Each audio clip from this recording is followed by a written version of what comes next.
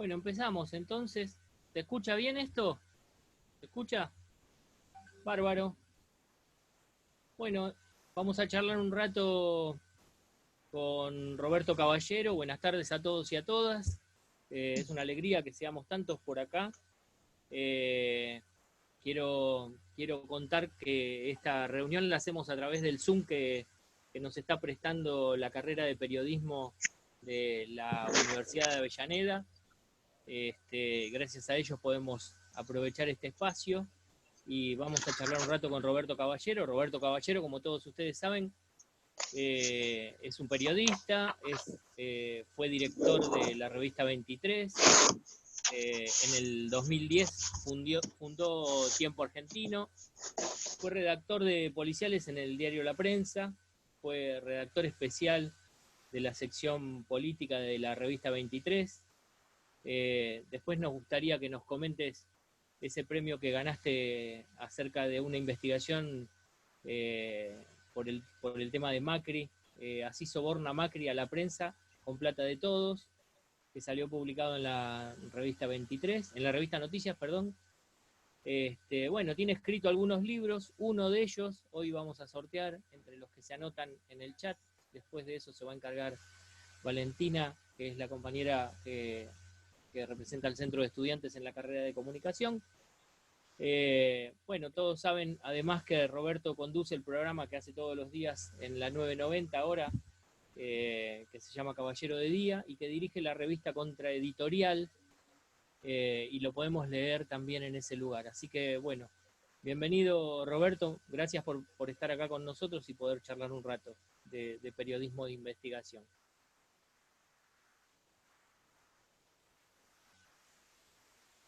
Tenés tu micrófono apagado. Ahí está. ¿Ahora? Ahora está. se escucha. Perfecto.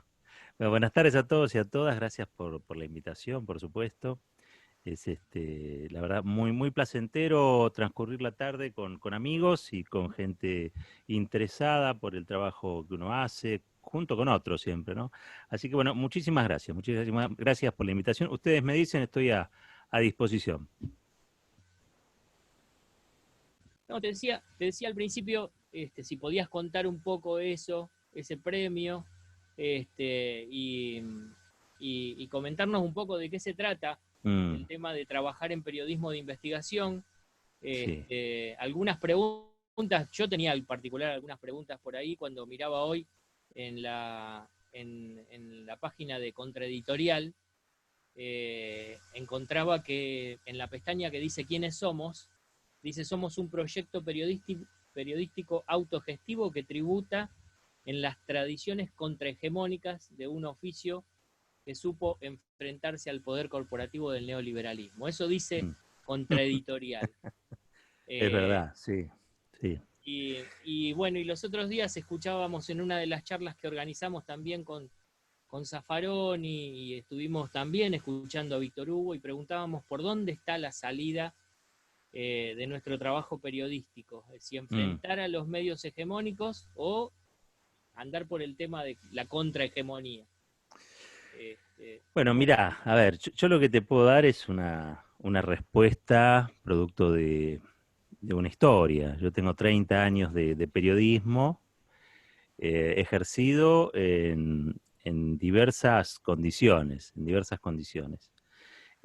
como bien decías, empecé en un diario que me deparó mucha sorpresa, que fue el diario La Prensa, y me deparó sorpresa, entre otras cosas, porque la segunda del suplemento literario era nada menos que la coautora de Operación Masacre, Enriqueta Muniz. En un diario que era, en teoría, el diario más rancio y conservador, todavía más rancio y conservador que La Nación. Así que, bueno, esa fue mi primera sorpresa. Marcelo Intilli era el director del suplemento y la subdirectora del suplemento era Enriqueta Muniz.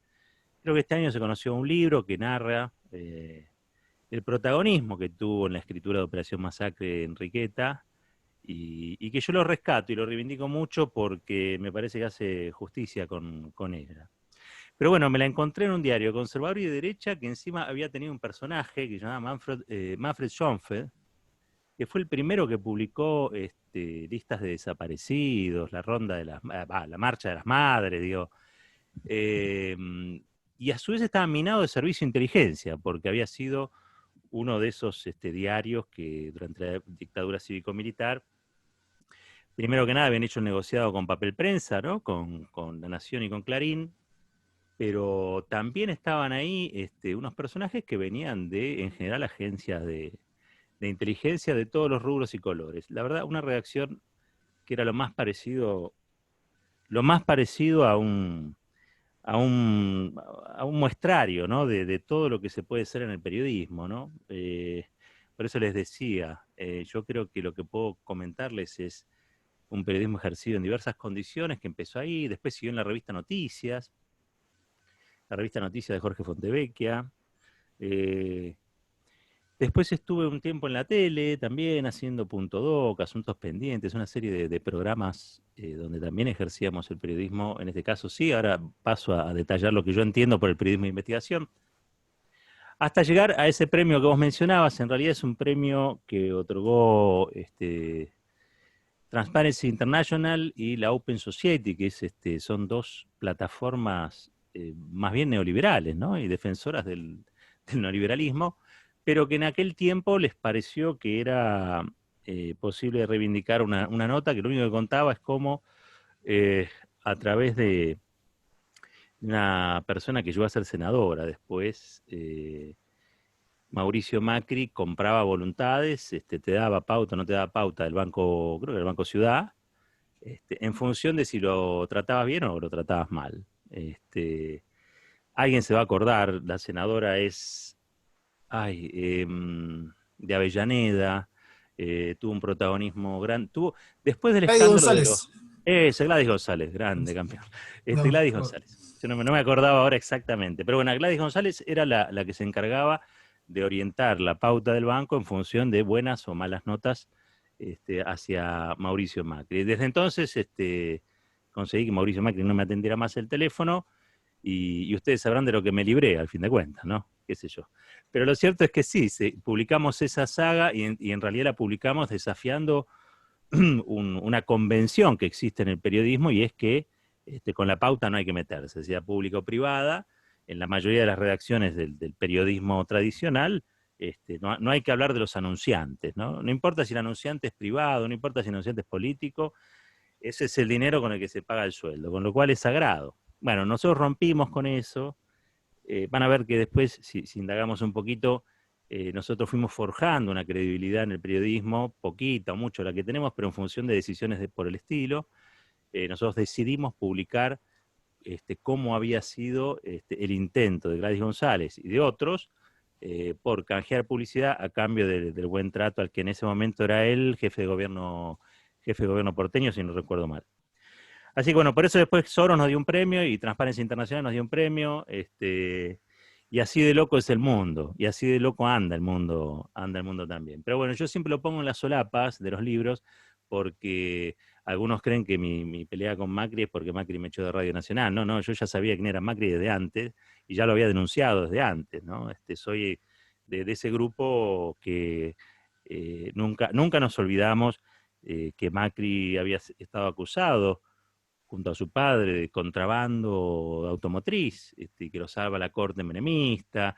Nunca nos olvidamos que era la empresa que Domingo Cavallo estatizó su deuda durante la época de la dictadura cívico-militar. Nunca nos olvidamos que había entrado siendo un grupo chiquito y terminó siendo un megagrupo después precisamente de la dictadura cívico-militar. Así que no es de ahora, no es de los últimos 4 años mi prevención hacia esa espantosa figura, sino desde mucho antes, ¿no? Así que bueno, eso me encargo en los últimos libros de plantearlo en la solapa, para que no crean que es personal el asunto, ¿no? En realidad es un asunto de cuestión de cómo se para uno frente a las cosas, al mundo y a las cuestiones ideológicas también de fondo, ¿no?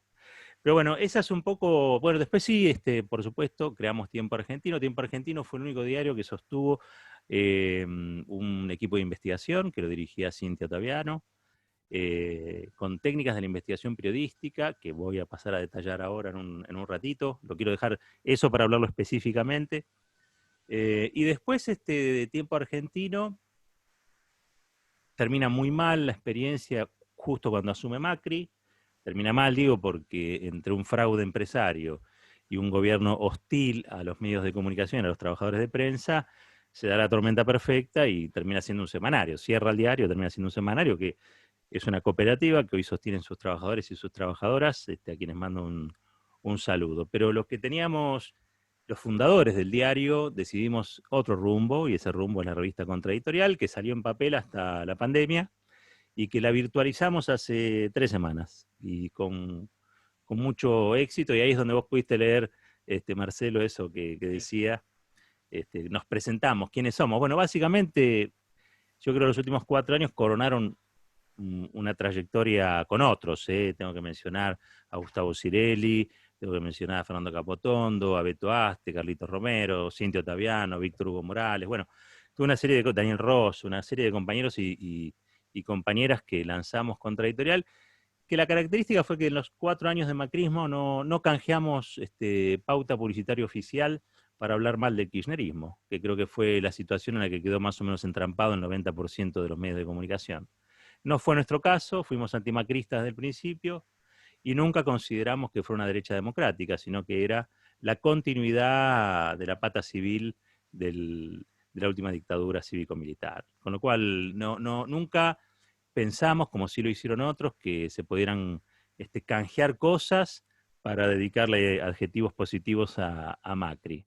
Viste que hubo un arco grande, ¿no? Desde movimientos sociales hasta periodistas, pasando por empresarios que eran kirchneristas 15 minutos antes de que perdiera Scioli, y después se hicieron macristas, ¿no? Bueno, no fue nuestro caso. Nosotros hemos asumido una postura de terquedad que incluso nos critican hoy, muchos desde lugares del oficialismo.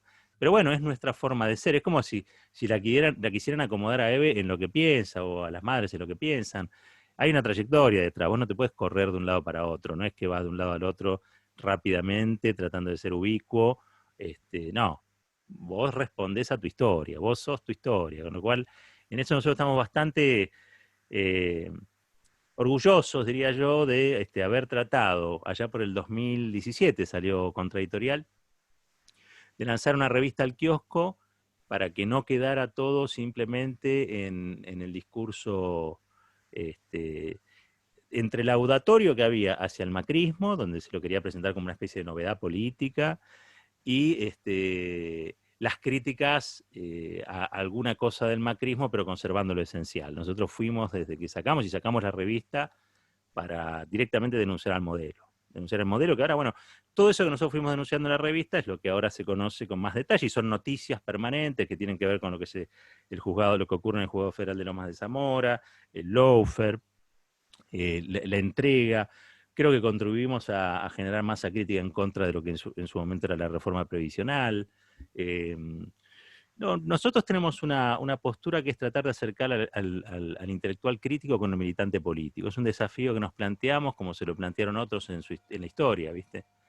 Y la verdad es que en la historia argentina el intelectual crítico y el militante político han ido más de la mano que separados. Pero bueno, cuando uno habla de la dictadura cívico-militar y del terrorismo de Estado, implica que tanto el militante político como el intelectual crítico hayan probado después sendas por separado, ¿no? Y a veces paralelas, que no se juntan. Por eso a veces algunos políticos son tan brutos y por eso a veces algunos periodistas son tan de derecha, digamos. Eso antes era un Rodolfo Walsh, ¿entendés? Eso antes era un Osvaldo Bayer. Eso antes era un Perón que escribía como Descartes, ¿no? Que era el seudónimo periodístico de Juan Domingo Perón. O incluso hasta te diría, un tipo que no es de mi devoción, pero yo lo reconozco en la transitoriedad del paso de la dictadura a la democracia, Raúl Ricardo Alfonsín, que también había sido periodista allá en un diario de Chascomús. O sea, estaban ligadas las tradiciones periodísticas, las intelectuales y las políticas fuertemente. Recordemos que Sarmiento era periodista y fue presidente, Mitre fue presidente general y aparte de periodista fundó un diario que hasta hoy sigue existiendo como La Nación.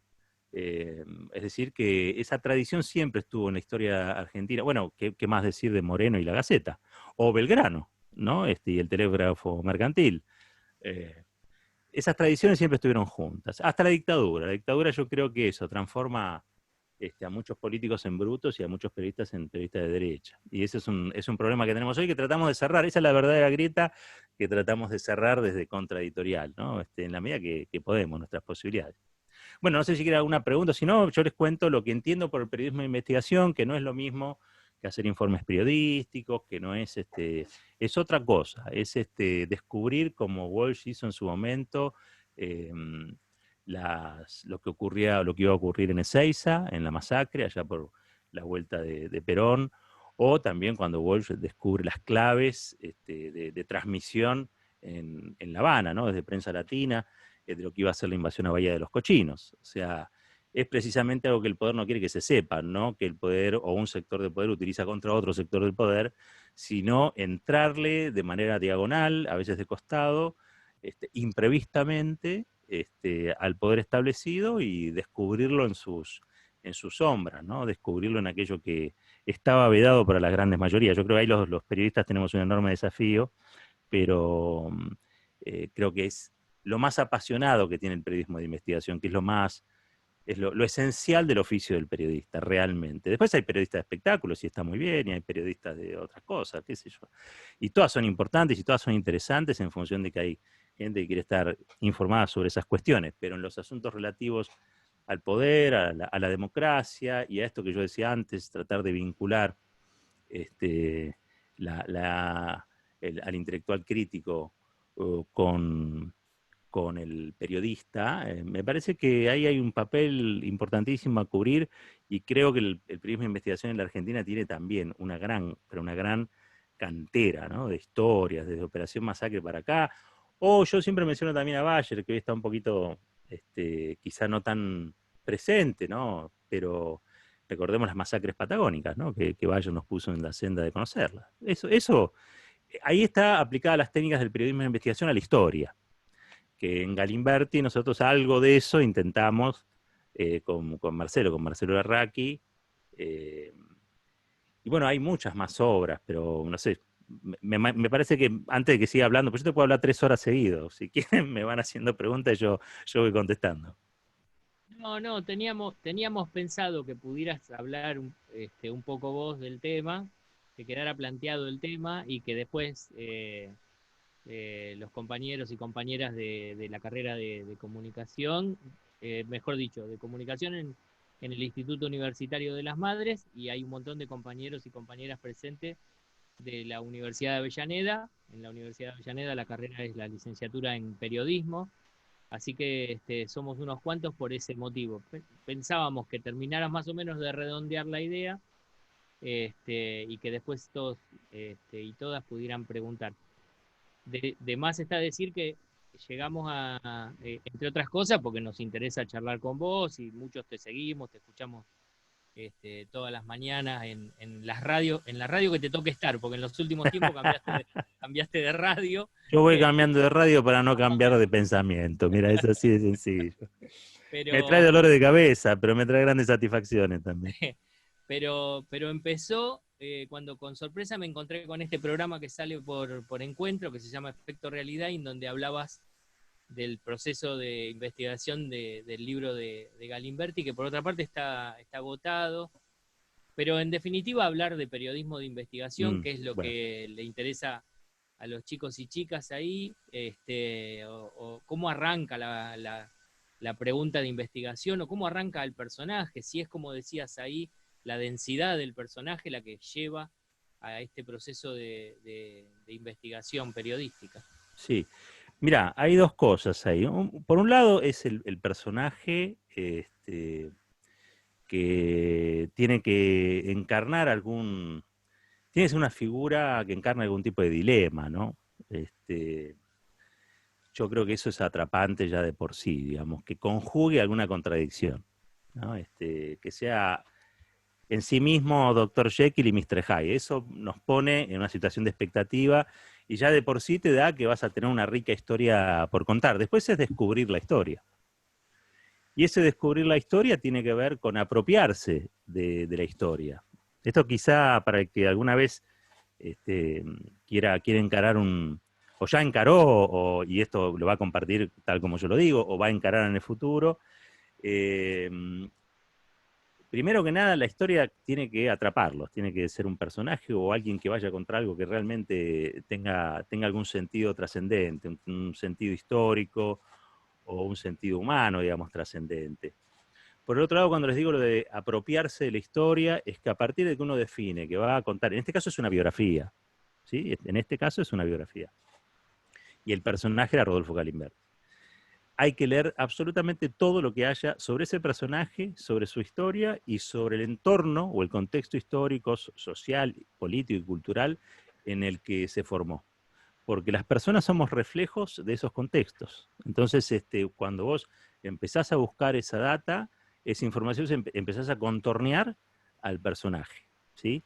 Empezás a entender por qué es de una manera y no de otra, empezás a entender algunos guiños, algunos latiguillos, algunas decisiones que si no serían muy, muy difíciles, o que si lo querés obtener solamente de los comentarios de otros, no tenés una idea propia. Vos tenés que ir a buscar todo lo que haya de material, por ejemplo, el tema fuentes, todo lo que haya de material de fuentes bibliográficas, todos los libros. Y todos los libros son todos los libros. No es que, bueno, agarré 3. Y con esos 3, no, si son 18, si son 25, si son 32, bueno, la idea es agotar. Y después, en todo caso, descubrir que te faltó uno. ¿Viste? Que siempre pasa. Pero la búsqueda desde el primer momento tiene que ser una búsqueda intensiva de todos los materiales. Es un momento muy gozoso de la investigación porque es como el trabajo de minero, ¿viste?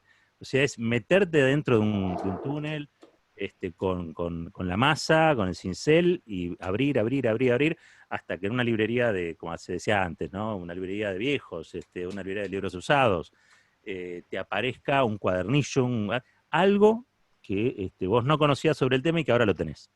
Eso te va dando seguridad. Eso es lo bibliográfico, es esencial. Y después ya vas a las fuentes que tienen que ver con diarios o revistas, que como todos sabemos dan una primera versión de las cosas, pero que son fundamentales para recrear el contexto de vida del personaje. Por ejemplo, ese contexto de vida ya no es como un libro que cuenta largo, sino que es semana a semana, mes a mes, día a día, ¿no? Lo que hacen los semanarios, las revistas o los diarios.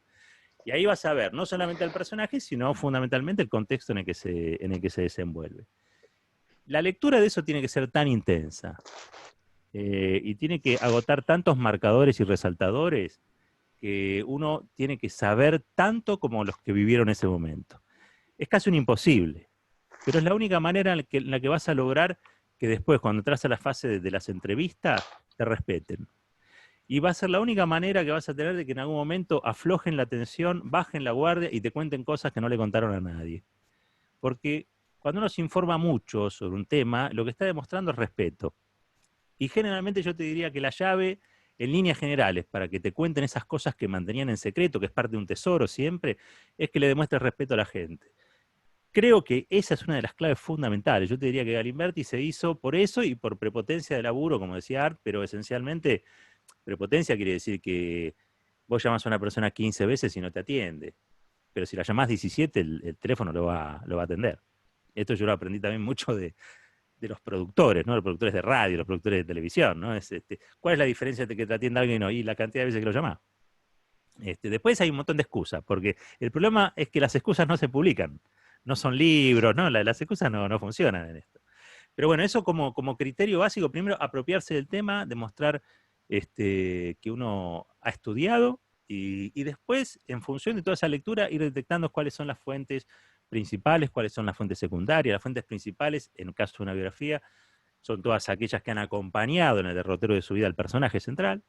Esas son las fundamentales, ¿no? La tía, la abuela, el vecino, el amigo, el amante, el novio, el esposo, no sé, lo que sea. Y las secundarias son aquellas que, por ejemplo, vos tenés, cuando querés establecer el clima de época, bueno, aquellas que cooperen y te hablan sobre la época y no tanto sobre el personaje. ¿Qué películas iban a ver? ¿De qué manera? ¿Qué implicaba ir a tomarse un café con alguien? Digo, recrear aspectos de la vida cotidiana que te permitan después comprender lo que otros te dicen. Porque una época o una generación siempre está asignada, ¿no? Por lenguajes, por símbolos.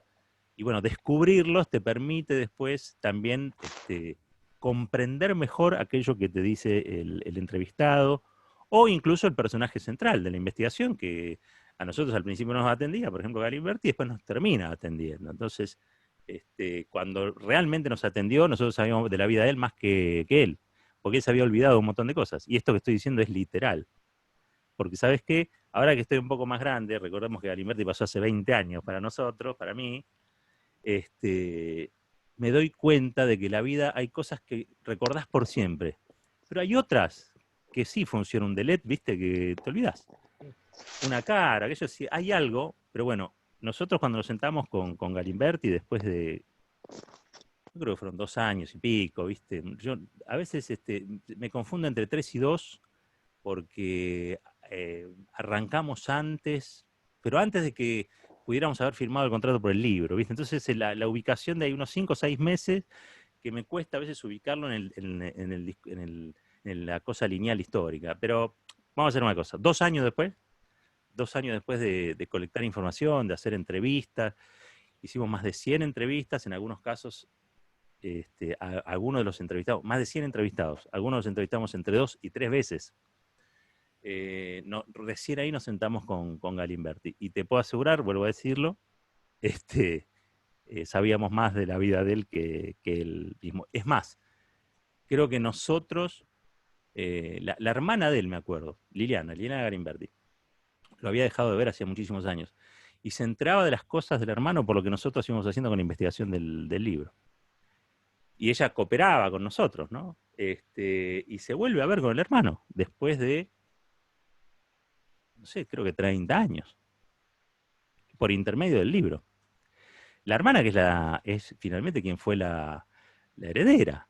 O sea, no es que tenía Galimberti mucha más gente para ver en el mundo. Bueno, pero ese es un poco el personaje, las facetas de este personaje en particular. Volvamos a la técnica. Las entrevistas. Mirá, la primera entrevista es una entrevista de reconocimiento, nada más.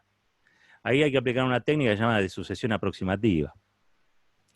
Vos vas viendo, vos le vas preguntando hasta que te das cuenta que está agotada esa primera entrevista. Pero en esa primera entrevista generalmente no se dicen grandes cosas, se dicen cosas previsibles, y lo que sí después en la relectura del material, porque hay que desgrabar todo, en la relectura del material vas encontrando algunas gemas que son sobre las que hay que volver. Vos nos dijiste la otra vez tal cosa, y dijiste ta. ¿Por qué? Y ahí empiezan todo, el por qué, el cómo, el cuándo. Ahí es donde yo diría que en la segunda entrevista empieza a crecer realmente esa relación que se da entre alguien que pregunta y alguien que responde, ¿no? Y bueno, ya cuando llegábamos a las terceras, porque éramos muy obsesivos, creo que con el tiempo yo me fui puliendo un poco, pero teníamos tal obsesión que éramos capaces de llamar a una persona y tener 3 entrevistas hasta que se acordara de qué color era la fórmica de la mesa en la que había estado sentado tal o cual, porque uno decía que era verde, el otro decía que era beige, y el otro decía que en realidad no era de fórmica y que era una mesa de madera. Entonces, hasta que no teníamos la historia cerrada y más o menos chequeada con 2 fuentes, no queríamos avanzar. Y así fue como, creo, realmente funcionó la recreación de situaciones que muchos dijeron, ¿cómo puede ser? Si ustedes no estuvieron ahí, que lo hayan contado así. Y no, nosotros no habíamos estado, pero habían estado los ojos de otros, las pasiones de otros, las sensaciones de otros, ¿no? Y ese otro, habíamos logrado que ese otro nos la contara. Entonces habíamos reconstruido por momentos cosas que eran muy sensibles a la situación, ¿no? Como muy documentadas, ¿no? Bueno, eso creo que fue un hallazgo del libro. El libro lo que tuvo es que fue el primer libro sobre los 70 que no hacen 2 integrantes de la generación de los 70. Esa fue como la cosa disruptiva. Nosotros no entramos a esa historia entramos a esa historia con algo de irreverencia, vamos a decirlo así. Los que eran contemporáneos a los hechos que narrábamos no tenían esa irreverencia. ¿Por qué? Y porque había mucho muerto, mucho dolor, mucha víctima, mucha cosa terrible, ¿no? Y una cosa, entiendo yo, es denunciar el terrorismo de Estado sin haberlo vivido, otra cosa es haber sido víctima, ¿no? del terrorismo de Estado. Y hay algo de la cosa de la vivencia donde seguramente no es igual. Y eso creo que dio otro tipo de narración, otro tipo de relato. No es que teníamos una visión producto de algo que habíamos vivido, sino que estábamos reconstruyendo con otros una historia, y eso le dio una frescura quizá, ¿viste? La narrativa, que hizo que también funcionara. ¿Por qué? Porque la última fase de la investigación es la publicación. Y el desafío es hacer atractivo aquello que vos estás contando, ¿no? Entonces, ¿de qué modo lo íbamos a contar? Bueno, eso fue un debate bastante largo con Marcelo, porque estaba la tentación de hacer un libro historiográfico, puramente historiográfico, ensayístico, que generalmente es más pesado en su lectura, en su propuesta de lectura. Y por el otro lado queríamos contar la aventura, porque el personaje era un aventurero y porque realmente la historia que narrábamos tenía aspectos que eran muy, muy atrapantes de la acción. Bueno, entonces dijimos, hagamos non-fiction, lo que no es non-fiction, vamos a narrar así, vamos a contarlo un poquito lo que de alguna manera inaugura Walsh. Todos pretendemos hacer eso, no puedo decir que haya salido, digamos, pero todos pretendemos hacer eso, que es recrear las situaciones y tener una estructura dramática literaria para hechos de la realidad. En vez de utilizarla para la ficción, usarla para la realidad. Y bueno, salió un libro de 630 páginas, bueno, se cumplen ahora 20 años. Para mí fue como, no sé si decirlo así, pero como un doctorado o como un máster en los 70 fundamentalmente. Yo siempre había sido un Igual, apasionado de eso. ¿Cómo? no, que me pareció, te decía que me pareció interesante como cuenta el editor, porque él no quería prestarse a la entrevista y ustedes fueron entrevistando a todos los de alrededor y de alguna manera lo obligaron a que respondiera. Eso me pareció interesante. Ujú. Sí, mirá, la verdad que hicimos, vamos a decirlo así, todos los méritos para que nos dieran bolilla. Digo, éramos dos pibes, teníamos 30 años, y éramos dos pibes que aparecíamos con cara de yo no fui, un anotador, un grabador, de todavía los grabadores con cassette, ¿no? Con cinta, este, y que éramos capaces de quedarnos hasta las 3, 4, 5 de la mañana hablando con una persona, una fuente, y levantarnos y el otro día ir a laburar. Todavía laburábamos en la revista Noticias, que era bastante exigente, y bueno, estar días durmiendo poco, durmiendo o no durmiendo, yo creo que eso todo se nota, ¿viste? La autenticidad paga, la autenticidad en el trabajo, en el esfuerzo. Yo creo que esas cosas sirven y que logramos convencer a la gente de que no había hablado con nadie durante muchísimo tiempo. Y para nosotros era un orgullo, ¿viste? Era como decir, uy, qué bueno, estamos haciendo. Porque aparte en el fondo le teníamos también mucho respeto, ¿no? Toda una generación que voy a decir algo que quizá sea un poco polémico, pero yo creo que fue la última generación que se propuso dejar todo, ¿no? María Sioane tiene un libro que es la biografía de Santucho, de Mario Roberto Santucho, que se llama Todo o Nada. Después, Anguita y Caparrós hacen 3 libros maravillosos, que yo siempre los recomiendo, que es La Voluntad. Es una trilogía casi perfecta en términos narrativos, historiográficos, de investigación. Y se llama La Voluntad. ¿Por qué? Bueno, creo que fue la última generación que puso toda su voluntad en cambiar radicalmente las cosas, ¿no? A todo o nada. Por eso era matar o morir en un punto. No porque fueran a inmolarse o porque creyeran, no, estoy diciendo simplemente que se jugaron el todo por el todo. Yo creo en serio esa que ha sido la última generación. Después es que es como que la vida ha tomado otro valor más tarde, en los tiempos más cercanos, en los tiempos más próximos, en la historia reciente. Pero en ese momento había una cosa también de sacrificio enorme, y había una gran pasión, una gran rebeldía. Vos pensás que eran todos pibitos, la gran mayoría eran pibes de entre 20 y 30 años. El otro día, no sé, había uno, yo no me acuerdo ahora exactamente el nombre, un dirigente montonero que le decían el viejo. Y el viejo tenía 33 años. Claro, pensá que el Che Guevara murió a los 33. O sea, pongámonos en la cabeza de una generación que no llegaba o que no se imaginaba jubilada de nada, vamos a decirlo así, ¿no? Que pensaba realmente revolucionar el mundo. Entonces, yo creo que ahí siempre tuve como mucho respeto a esa voluntad, a esa pasión y a esa idea de todo o nada que por momentos hay que jugar. Yo soy muy crítico del posibilismo, por ejemplo, ¿no? Creo que hay otro libro que es el último, el de Lo mejor del amor. Eso de ahí, el primer capítulo, que ese sí ya es un ensayo, el primer ensayo que escribo, ahí me meto contra el posibilismo.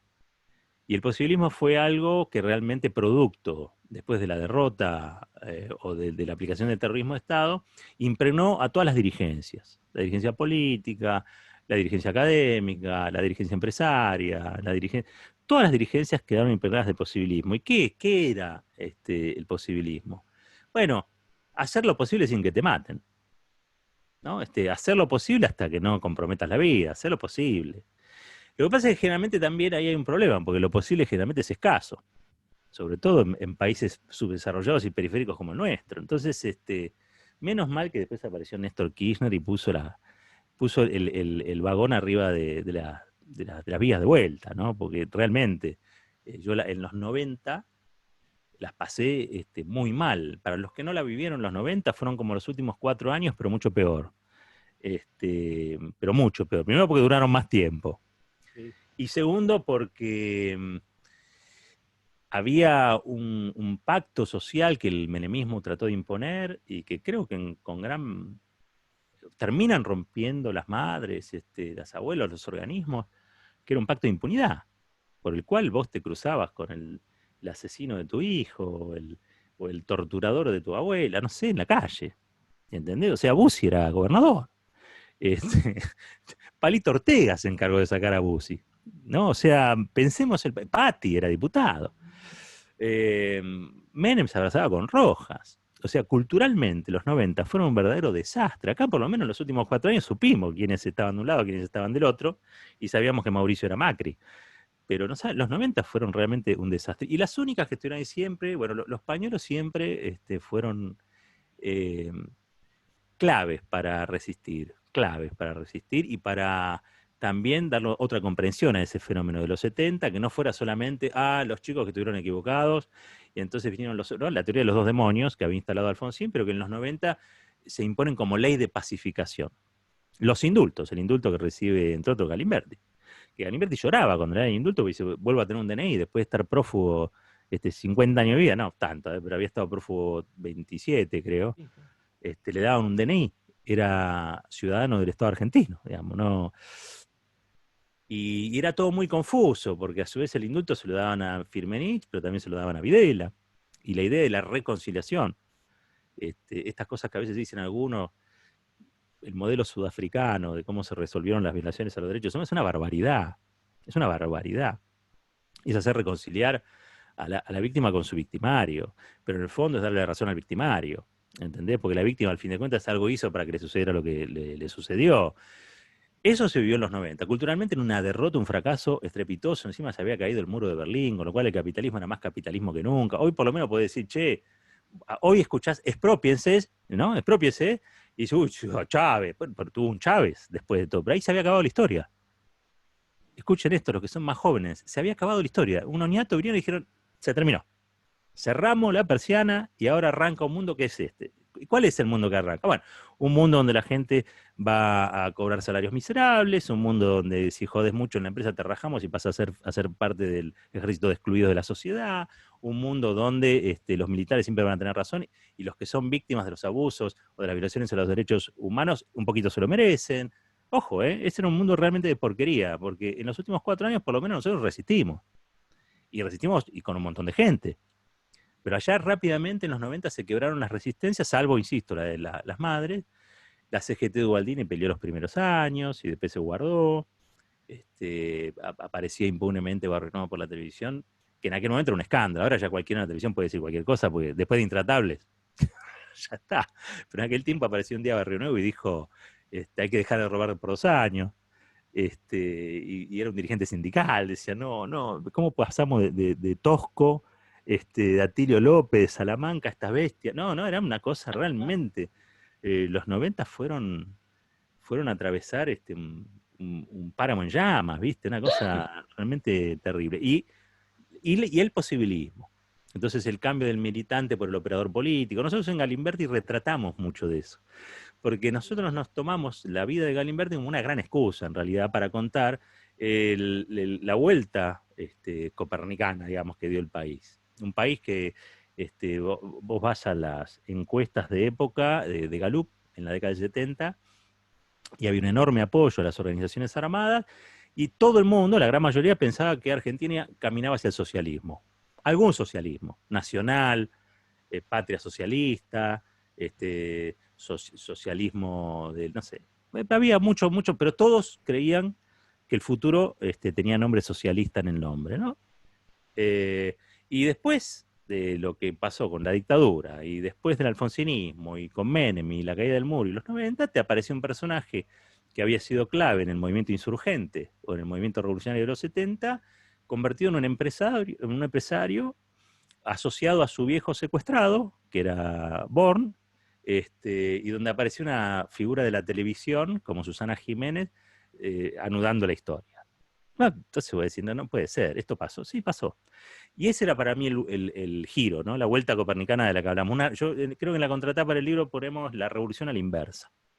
Finalmente el destino o el futuro no había sido ese socialismo tan declamado, y lo que la derrota nos había impuesto era un mundo de porquería, donde el secuestrador y el secuestrado tenían que hacer negocios juntos, ¿no? Porque eso fue lo que pasó, y eso es lo que tratamos de contar en el libro. Por suerte, decía yo hace un ratito, volvió Néstor, vivió Néstor para demostrar que esa generación de los 70 todavía tenía mucho por dar, y,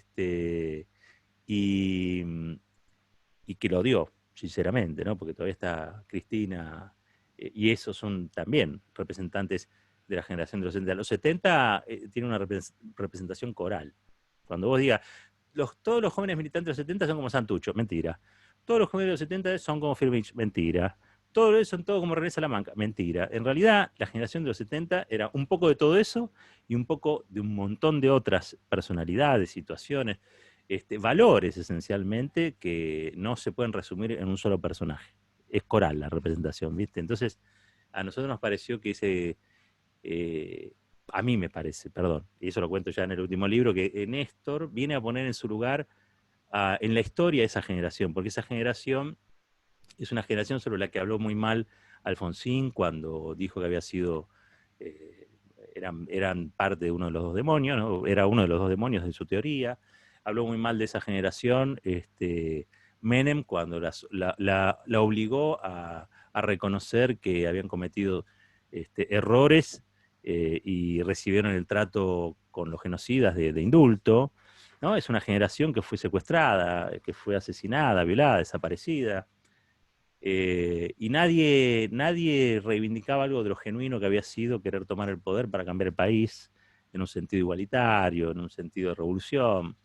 Viste que hasta el día de hoy cuesta decir que eran revolucionarios. Mira que las madres lo vienen diciendo un montón, pero hasta el día de hoy cuesta.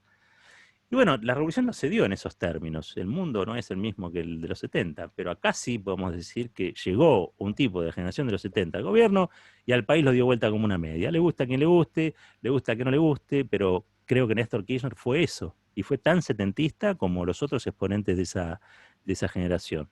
Un sobreviviente, y la mayoría de la generación de 70 sobrevivió, eso también es cierto, pero un sobreviviente que no abandonó la política y que cuando tuvo la posibilidad de ser gobierno, muchos de los valores que lo habían llevado a la militancia los puso en juego, y la verdad que funcionaron, ¿no? Y cuando uno mira lo que pasó del 2003 para acá, tenemos otro país donde hay unas cosas que ya no cambian más para peor. Y bueno, sí, tenemos muchas confrontaciones. Es como una especie de revolución en cámara lenta. Es algo así. Todavía no la resolvimos. Pero bueno, estamos muchísimo mejor que los 90, eso seguro. Bueno, vino bien entonces que hicieras este comentario, porque casualmente vamos a sortear ahora ese libro entre los estudiantes que están participando de esta charla. Así que Bien. lo que vamos a hacer ahora, si te parece bien, Valentina Cavicchia es una estudiante del IUMA, es la que representa al centro de estudiantes en la carrera de comunicación. Sí. Y se va a encargar ¿cómo es? De ir dándole la palabra a los que quieran preguntar. Dale, Hola, buenísimo. Valentina. Hola, ¿cómo están todos? Hola Roberto, mucho ¿Qué gusto. haces, La verdad Valentina? que es muy, muy motivador escucharte, sobre todo para los estudiantes que nos estamos formando. Y bueno, la verdad que toda mi admiración, bueno, tuve la oportunidad de leer por lo menos una parte de Galimberti, después ya lo tuve que devolver. así que espero más adelante poder comprármelo.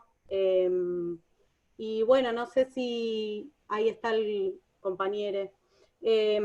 Jorge Pardés, te damos el micrófono para que hagas una pregunta, habilitalo.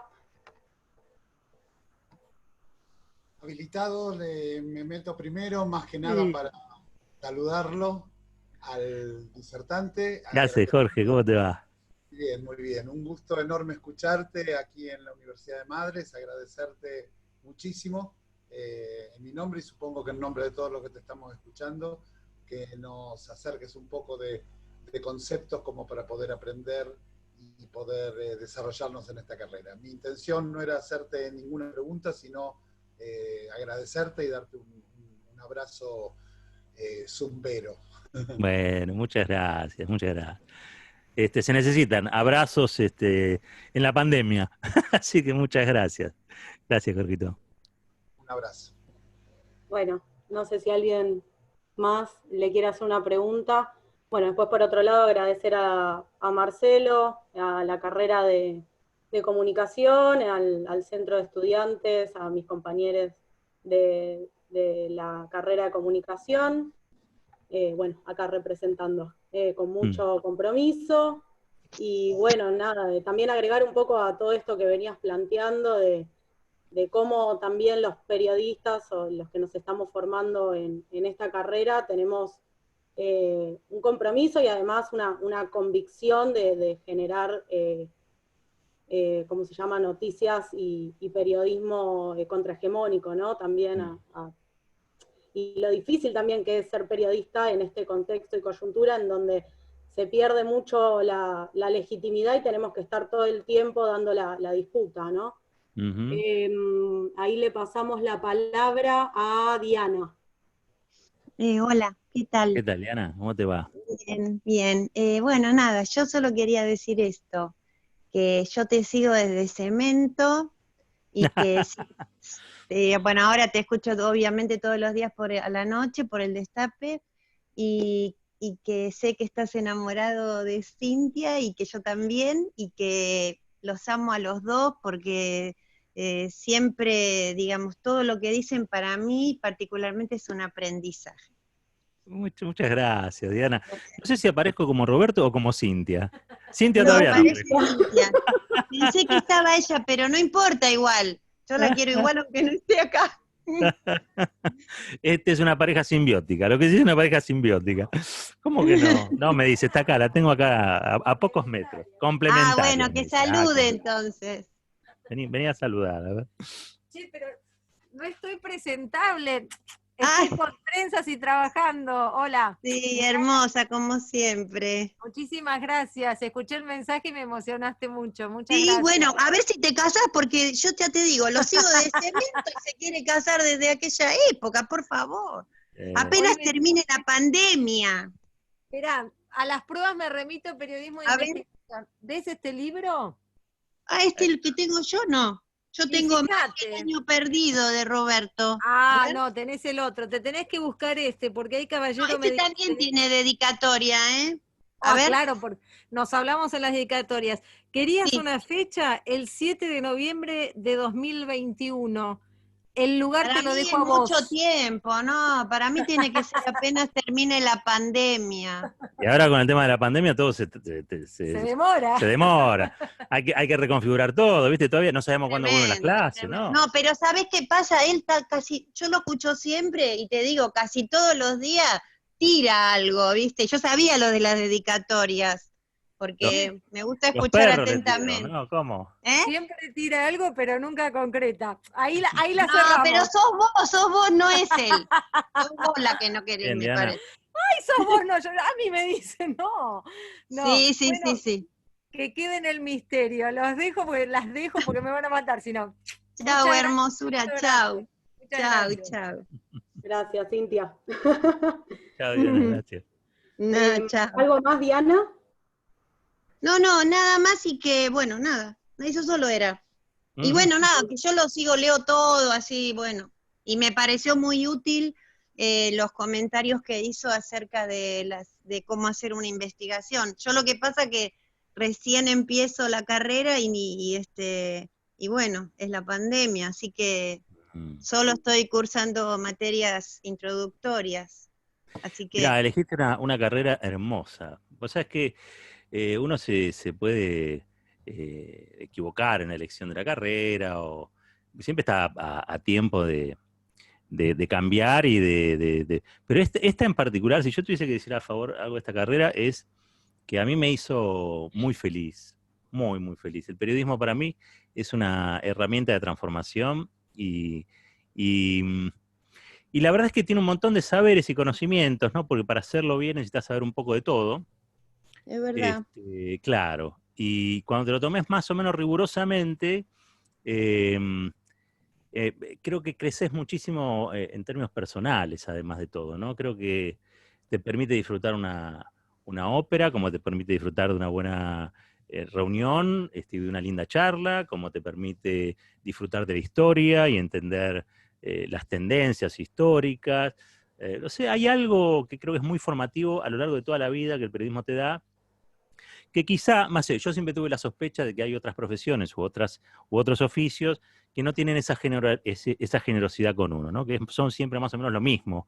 En cambio acá no vas a tener nunca tiempo de aburrirte, siempre estás en peligro, siempre es un despelote, siempre tenés problemas de quedarte sin trabajo, o sea, te vas a divertir muchísimo, pero ¿sabes qué? Con muy buena lectura, con muy buenos amigos, y también sabiendo que uno invierte su pequeña cuota su pequeño grano de arena para que el mundo avance en una dirección, ¿no? Que eso también es un desafío enorme que tenemos, que el mundo no se quede quieto, que el orden conservador no gane siempre, y mejorar un poco el mundo es también un desafío de los periodistas.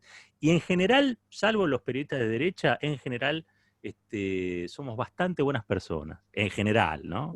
Ponerle un general así enorme, más grande que Perón, digo. No, Poner un general. salvo algunas, o gente, por ejemplo, que cambió, que a mí por lo menos en los 90 me engañó, el innombrable para mí, la Sí, Nata, sí. muy triste, muy triste, muy triste. Sí, o sea que trabajé muchos años con la gente que trabajó con la Nata, cerca de un año aproximadamente, cuando desembarqué allí en la revista 23. En realidad fui Bueno, convocado ahí yo por tenía la otro. colección y en los últimos tiempos la tiré. Mirá, Qué mirá, mal qué esa, bárbaro. ¿no? Sí. Bueno, qué sé yo, también estaba Paenza ahí, viste cómo es todo, ¿no? Hay personajes que yo sigo queriendo de esa experiencia. Mirá, había cosas. Yo no sé si ustedes se acuerdan de algún momento en que la Nata se había dedicado quería ser como Piña, como Felipe Piña, se había metido con la historia, sacó un libro de historia. Yo lo tengo, Ah, malísimo. eso. Un Gracias, Diana. ADN, no se puede Diana, leer. El de historia lo tenés que abandonar también, porque es malísimo. Sí. perdón, Sí, seguimos acá con las preguntas, porque hay dale, varios dale. compañeros. Chao, Diana, beso grande. Chau, chau. Gracias, Diana. Gracias. Tenemos a Dani Lebro, perdón, si querés tomar la palabra. Hola Valentina, hola Roberto, hola ¿Qué haces, Marcelo, Dani? ¿Cómo te va? por escucharlos. Bueno, si me permitís algunos elogios, Roberto,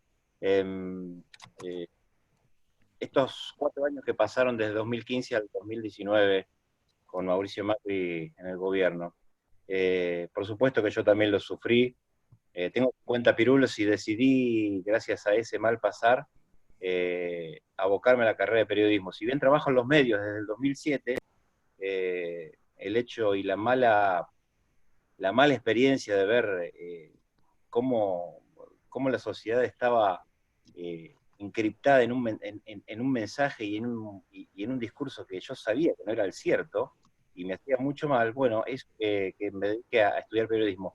Y esos 4 años me los pasé, mis pilares, siempre lo digo, mis pilares en los que me he inspirado para bancar esos 4 años, y quiero incluir, porque he sido injusto, siempre dije que eran los 3 mosqueteros a los cuales me refiero, que son Víctor Hugo, Gustavo Silvestre y Roberto Navarro, pero es cierto que también te he escuchado a vos en las noches del Plata, por lo tanto te incluyo. Así que cuando yo te escuchaba en Del Plata sentía, con mucho respeto, le decía a Florencia, a mi compañera de vida, pero es cierto, este tipo la tiene clarísima, es así lo que dice, es lo que sentimos todos, cómo alguien puede expresar atrás de un micrófono la realidad que no ven otros. Entonces quiero llevarte al podio de los 3 mosqueteros Y, Gracias. y preguntarte dos cosas. Sí. Primero, si tenés esta visión, que creo que yo tal vez la tenga de esperanza, de que hay una nueva generación de periodistas, pongo algunos nombres, no a todos, pero Iván Jagroski, Juana Morín, Arely Jarad, me parece que es una buena generación que van al hueso con algunas cosas, y quería saber tu opinión respecto de ese tipo de periodismo. Y segundo, si vos crees que este tipo de modelo económico que ha adoptado alguna parte de los medios, pongo el mismo ejemplo del Destape, donde vos estás, con el tema de los suscriptores y todo, ¿va a tener éxito y va a poder doblegar, al fin de cuentas, a la corporación que da el mensaje que siempre quiere dar? A ver, bueno, primero, viste que los tres mosqueteros eran 4 en realidad, ¿no? Así que ya está, resuelto el tema. Por el otro lado, mencionaste a Ari, a Iván, a Morín, a Juancito. Mira, a mí me parecen excelentes. Yo, la verdad es que no, estoy tratando de pensar a ver si compartí alguna vez redacción con ellos o hacía trabajos, pero no, sigo sus trabajos. Y creo que son una linda camada, son una linda camada de periodistas que están parados, me parece a mí, en un lugar más interesante que otros, porque también, digamos, informar es elegir un lugar desde el cual informar, ¿no? Y yo creo que ellos están muy bien. Con Ari tengo quizá un poquito más de trato, ahora que lo recuerdo, sí, incluso estuvo laburando con nosotros. Y mirá, son pocos los periodistas que estuvo en Del Plata, estuvo en Del Plata un tiempito con nosotros. Y aparte de la investigación nacional, claro. Mirá, son pocos los periodistas que, si vos le decís tenés que leer el boletín oficial, ponen cara de, dale, qué entusiasmo. Y los buenos periodistas son aquellos que demuestran un entusiasmo por eso, digamos, ¿no? Porque la mayoría de la información uno cree que está, viste, en sótanos, en lugares escondidísimos, bajo no sé cuántas claves secretas. Y no, la mayoría de la información está, primero aparece en los diarios, cosa que, aunque algunos se sorprendan, te diría que una gran parte está en los diarios. Y por supuesto, con un idioma, un lenguaje más técnico y a veces un poco aburrido, que es el lenguaje de la abogacía en un punto, está en el boletín oficial.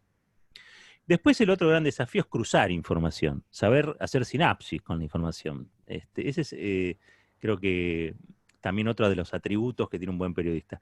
Y a mí me parece que en los tres que mencionaste están esos atributos, ¿viste? Después veremos, después hay una historia. La Nata fundó un diario, que era Página 12, fue el diario progresista, en 1987, con fondos de grupos vinculados a lo que había sido el PRT. Es decir, cualquiera podría haber dicho qué bueno que era la Nata, qué bueno que era la Nata. Y bueno, qué sé yo, lo habrá sido durante un tiempo y hoy es el representante de una corporación, ¿no? Entonces, hay que dejar correr. El tema es, una vez pasado el tiempo, si hay alguien que observa cierta coherencia, que ha crecido, pero ha crecido en el buen sentido, en el sentido profesional, en el sentido personal, bueno, ahí uno dice qué buen periodista ¿no? Pero digamos que un periodista siempre está a punto está en riesgo de irse a la banquina, por múltiples razones, por múltiples razones, es muy extenso de explicar, pero a mí me gustan los que después de mucho tiempo mantienen cierta coherencia, aunque no dejan de evolucionar, ¿no? Porque tampoco es quedarse siempre en el mismo lugar, sino también evolucionar. Pero bueno, los tres que mencionaste a mí me gustan, yo los sigo, los leo, los veo, y la verdad que me caen muy bien. Con respecto al tema del abuso corporativo, mira, acá nosotros tenemos un problema, y es que los 4 años de Macri hicieron que la derecha se empoderara, la derecha ganó en autoestima, 4 de cada 10 argentinos siguieron votando a Macri después del desastre que hizo, y los grupos corporativos y monopólicos hoy son más poderosos que hace 4 años atrás. Esta es una realidad. Alberto Fernández no llega a La Habana bajando de Sierra Maestra con un pueblo movilizado y que va... No, Alberto Fernández se encuentra en una situación donde Batista se multiplicó por 100. ¿Sí? Entonces, estamos en una situación muy compleja donde si yo me dejo llevar por el corazón, te digo, hay que aplicar la ley de medios, es una vergüenza que todavía sigan los decretos de Macri que derogaron el articulado antimonopólico de la ley, y hay que seguir con eso y darle para adelante. Eso lo digo con el corazón. Cuando lo digo con la cabeza, cuando lo pienso un poquito, yo creo que en realidad está dando las batallas, entiendo yo, Alberto, que son win-win, digamos, las que se tienen que ganar o ganar. Y las ganar o ganar que él ha planteado en cuanto a sus prioridades están dadas evidentemente por la pobreza y el hambre. Más de o casi la mitad de la población en la Argentina tiene problemas para las 4 ingestas diarias, así que imagínate dónde estamos. La reestructuración de la deuda, que es un corset enorme para la economía nacional. Y creo que ha quedado subordinada, ha quedado se ha dejado un poco de lado la batalla cultural o la batalla comunicacional. Es más, algún sector de gobierno, no todos, pero algún sector de gobierno considera o cree que los que defendimos esa ley somos los inventores de la grieta. Así de injusto es el mundo, así de injusto es el país, y así de alianzas es el frente, ¿no? Digo, porque hay que recordar que el frente de todos es de todos, de todas, de todes, y ahí hay distintas visiones sobre las cosas. Digamos que en algunas áreas específicas las visiones que ganan no son las que han acompañado la resistencia en los últimos años, son simplemente las que hicieron sobre quizá los últimos años un paso al costado de lo que habían sido apoyarlo durante los 2 primeros años en la gestión de Macri, y ver que era todo un desastre y bueno, decidir sumarse a una coalición de este tipo, ¿no? Pero eso tiene mucho peso hoy en la comunicación, con lo cual yo lo que te diría es que la única lucha que se pierde es la que se abandona. Eso me lo enseñaron ahí en la Universidad de la Vida de las Madres. Y realmente creo en eso. Yo sinceramente creo en eso. Yo creo que en la medida que nosotros sigamos reivindicando esa ley de medios que ha sido fundamental porque ha permitido desatar la creatividad, la imaginación, disputar las subjetividades, ha sido mucho más importante en materia de discusión, de debate, de comprensión sobre cuál era la realidad que queríamos cambiar y en qué situación estábamos, que los efectos concretos en materia de distribución de las licencias. Eso me parece a mí aleatorio. Yo creo que esa ley fue la posibilidad de discutir una democracia avanzada, una democracia mucho más que una democracia formal, una democracia de fondo, ¿no? Donde nos sentíamos ciudadanos por primera vez. Recordemos que esa ley se votó, se discutió en muchos foros, fue muy debatida, terminan en la Suprema Corte, donde el único más o menos rescatable que había era Zaffaroni, y termina votando a favor, ¿no? Digo, esa ley generó una movilización popular y social increíble, impresionante. Después, bueno, el articulado, Clarín es muy poderoso, y hoy es más poderoso de lo que era hace 4 años, y La Nación es tribuna de doctrina, y son los tipos que inventaron el país que hoy vemos, digamos, las injusticias del modelo agroexportador, la inutilidad para los millones de argentinos y argentinas que somos, tiene que ver con ese diario, pero bueno, son poder. Y el poder se saca, o se arrebata, o se distribuye, o se democratiza, pero mientras sean poder es muy difícil. Ahora, eso no implica que uno no tenga que intentarlo siempre, ¿no? Y que la producción que uno hace en materia periodística esté destinada a comprender fundamentalmente que la concentración de medios atenta contra la libertad de expresión, contra el derecho humano a la comunicación. O sea, yo entiendo que los periodistas debemos estar en contra del monopolio informativo, por esencia, por definición, ¿eh? Ahora, vos me dirás, ¿y cómo son? ¿Qué son los que trabajan en esos medios? ¿Qué sé yo? Son compañeros, trabajadores de prensa. Una cosa es ser un miserable, otra cosa es trabajar por un salario miserable, otra cosa es la necesidad de trabajar en algún lado. Y a otros directamente todo esto que estamos hablando nosotros se les pasa por el costado como agua va. Ustedes sabrán tanto como yo que la sociedad en ese sentido es muy plural, muy diversa y donde hay de todo y de toda para ver. Creo que hay que seguir peleando por la democratización de los medios y creo que es fundamental, porque si no es, para mí, es mentira que vamos a poder democratizar otras cosas si primero no democratizamos la comunicación. O sea, no vas a poder democratizar la riqueza si los debates por esa democratización de la riqueza no son también debates plurales, diversos, que ayuden a generar la subjetividad necesaria para aceptar que un impuesto a una fortuna, a un súper rico, es un acto de justicia y no una expoliación, ¿no? Yo creo que estamos en ese debate nosotros. Desgraciadamente, el gobierno, por ejemplo, decide que hay que hacer un salvataje para Vicentín y la palabra expropiación genera una reacción, tipo una Mini 125, en tipos que no sabían que existía Vicentín. O sea, y de golpe se vuelven socios del club.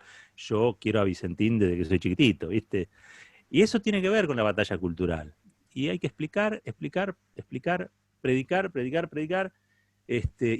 informar, es lo nuestro. Y algún día la vamos a ganar. Imagínate, yo insisto en esto siempre porque cuando me preguntan, viste, como si uno tuviese un secreto mayor al que exhibo, al que comenta públicamente. Ahora estamos en la pandemia, bueno, hagamos un paréntesis con este tiempo excepcional. Pero cuando nosotros vemos a las madres marchar, con sus 90 pirulos, 90 y pico pirulos, 80 y pico de pirulos, unas pendejas bárbaras, y nunca pararon. Podrán haber hecho las cosas bien, podrán haberse equivocado, no, lo que quieras, pero ¿sabes qué? Nunca pararon. Y por eso no es una ronda, ¿no? Eso siempre dicen, es una marcha. Y nosotros estamos en la larga marcha por la democratización de la comunicación y en la larga marcha también por revolucionar este país. Porque somos varios, y ya de varias generaciones, los que entendemos que el orden conservador de las cosas impone una miseria y una desigualdad que contrasta mucho con las posibilidades de desarrollo que tiene el país, ¿no? Y con la capacidad de generar riqueza que tiene el país. A mí me gusta la palabra revolución, pero sé que a algunos los asusta. Entonces hablo de la distribución de la renta, que es mucho más aceptada en líneas generales y se entiende igual, porque al fin de cuentas tampoco vamos a estar disputando por las palabras, hay que disputar el poder y la riqueza. Gracias, Roberto. Gracias, Daniel. Pasamos a Lali, si querés habilitar el micrófono, hacer la pregunta. Buenas tardes a todos. Hola, Marcelo. Hola, Roberto. No prendo la cámara porque no sé qué le pasó, está rota. De golpe se rompió. Soy tan fea que se rompió. No digas eso. Por favor. Dale. No sé qué pasó, pero bueno, no anda. Mi pregunta es la siguiente. Vos cuando empezaste a investigar a Galimberti, uno como investigador, vos o cualquiera, supongo que ya debe tener una idea formada del personaje, o semiformada por lo menos del personaje que va a investigar.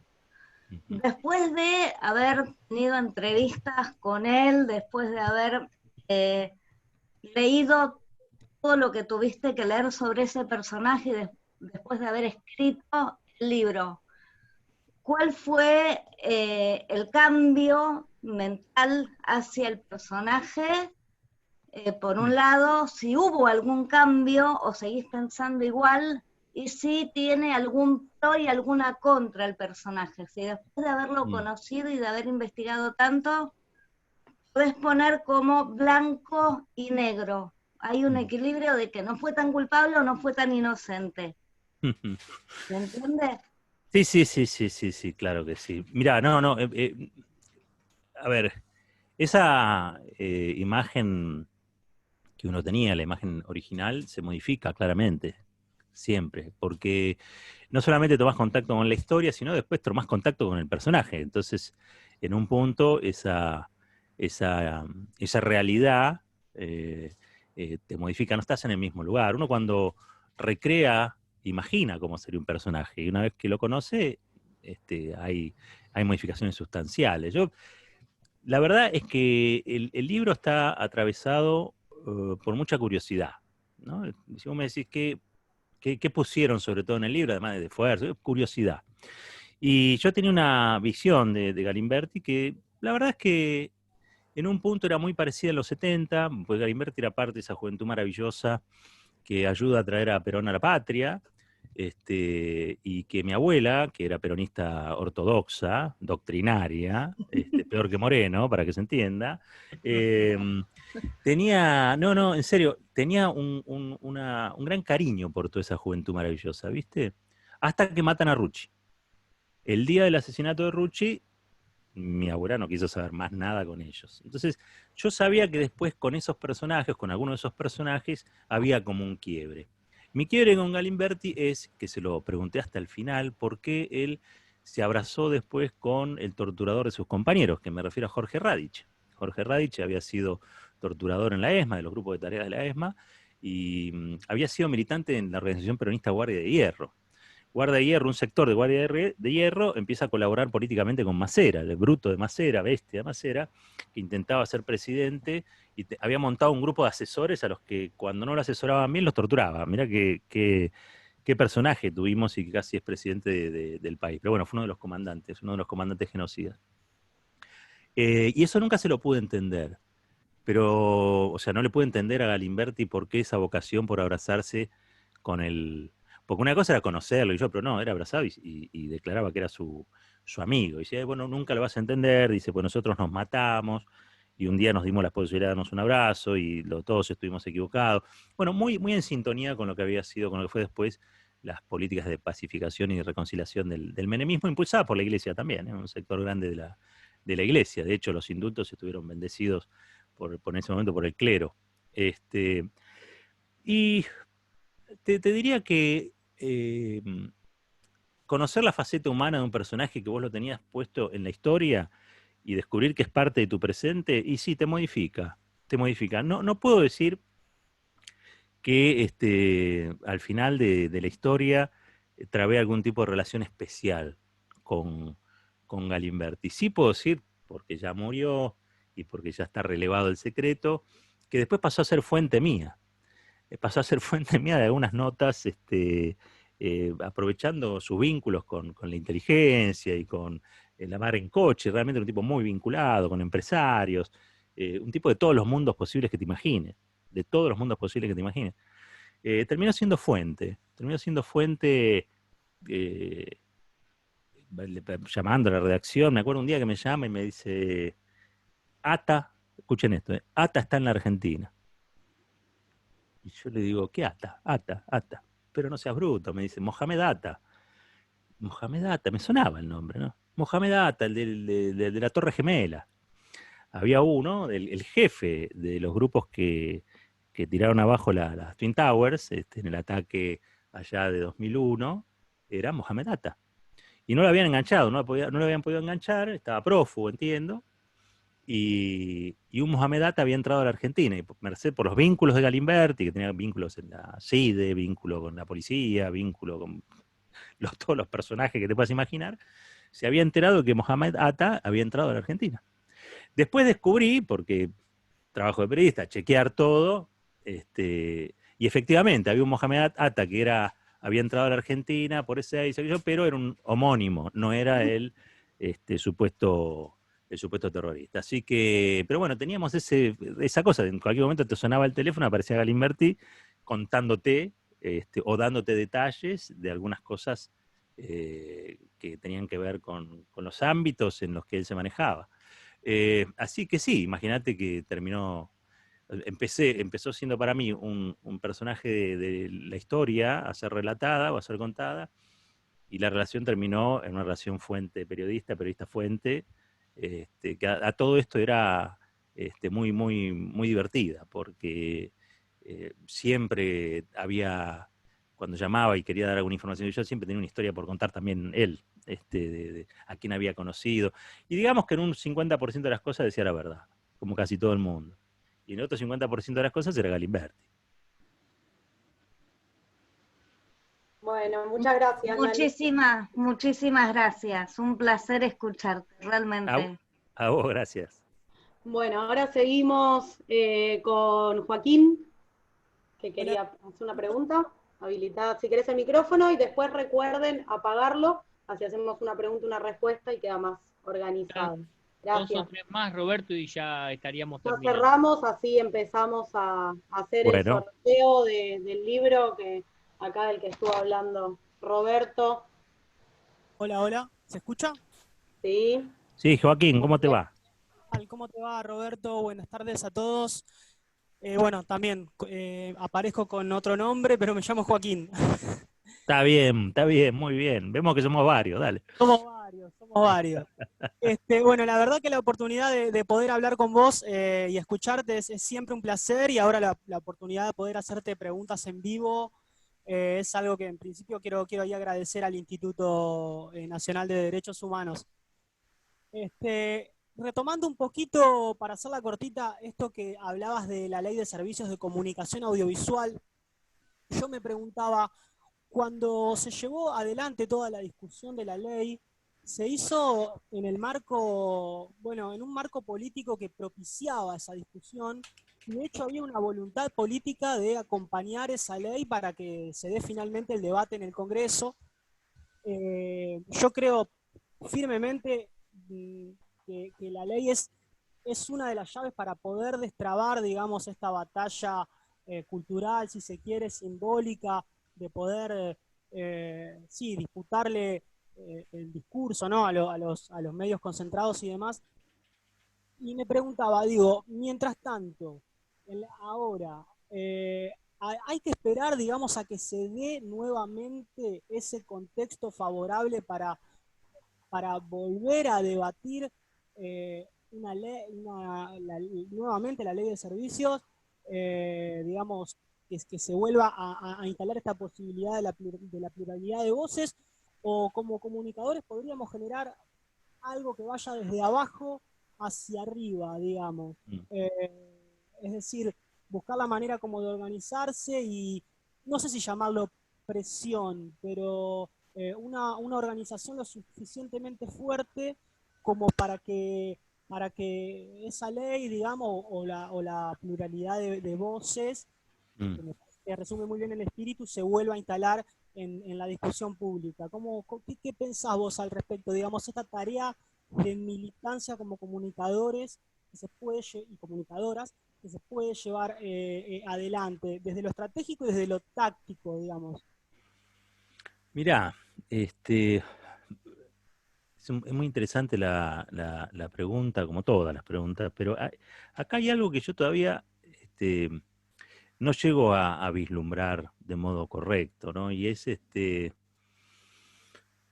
esa ley que yo recién evaluaba como quizá una de las más trascendentes, ¿no? de las últimas décadas, porque nos puso a discutir subjetividades, nos puso a discutir imaginarios, nos puso a discutir sistemas de medios, qué es un servicio de comunicación audiovisual, por qué le decíamos antes medios periodísticos y ahora servicio de comunicación audiovisual, qué son los monopolios. O sea, que después de mucho tiempo, yo al comienzo conté un poquito de los 90, en los 90 no se hablaba de monopolio. Entre todas las cosas que se había afanado Menem, se afanó los diccionarios. O sea, no se podía hablar de monopolio, no se podía hablar de oligopolio.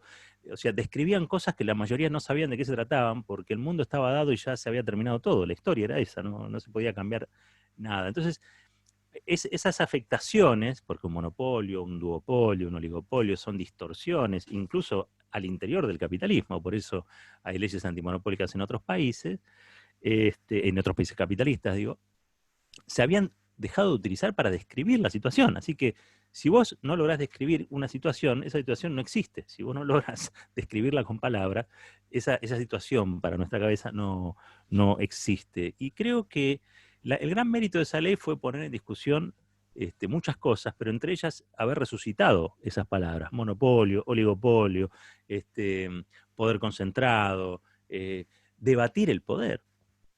Fue un momento esplendoroso de la democracia, ¿no? Debatir el poder, porque estabas discutiendo eso, pero también tenías a 678 discutiendo el agro y todo a la vez, digamos. Fue un momento muy tumultuoso de la historia política reciente que yo reivindico y que cuando veo lo que tenemos hoy, digo, bueno, no estamos exactamente en el mismo lugar, porque hoy podés describir las situaciones. Lo que quizá hoy no tenés es la acumulación de poder, la acumulación de fuerza necesaria para modificar el sentido de la agenda y las decisiones políticas de un gobierno como el de Alberto Fernández, ¿no? Me parece que hay una decisión de no confrontar con esos grupos oligopólicos de la comunicación.